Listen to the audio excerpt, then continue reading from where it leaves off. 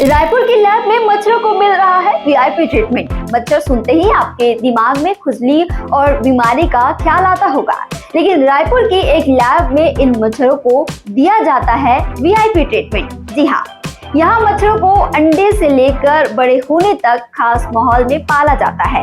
नर मच्छरों को सिर्फ ग्लूकोज दिया जाता है और मादा मच्छरों को खरगोश का ब्लड फीड कराया जाता है। 20 अगस्त को यानी कि आज पूरी दुनिया विश्व मच्छर दिवस यानी कि वर्ल्ड मॉस्किटो डे मनाती है।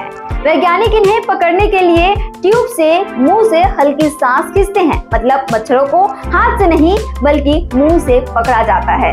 ये सब रिसर्च इसलिए हो रहा है ताकि मलेरिया, डेंगू और चिकनगुनिया जैसी खतरनाक बीमारियों पर कंट्रोल किया जा सके। खासकर बस्तर में मलेरिया के ज्यादातर केस इन्हीं मच्छरों से होते हैं, जिन्हें हम मारते हैं। उन्हीं मच्छरों को यहाँ जिंदा रखकर पढ़ाई और इलाज के काम में लाया जा रहा है। इस खबर पर आपकी क्या राय है, कमेंट करके जरूर बताएं। छत्तीसगढ़ से जुड़े और अपडेट्स के लिए आप देखते हैं वह हम छत्तीसगढ़।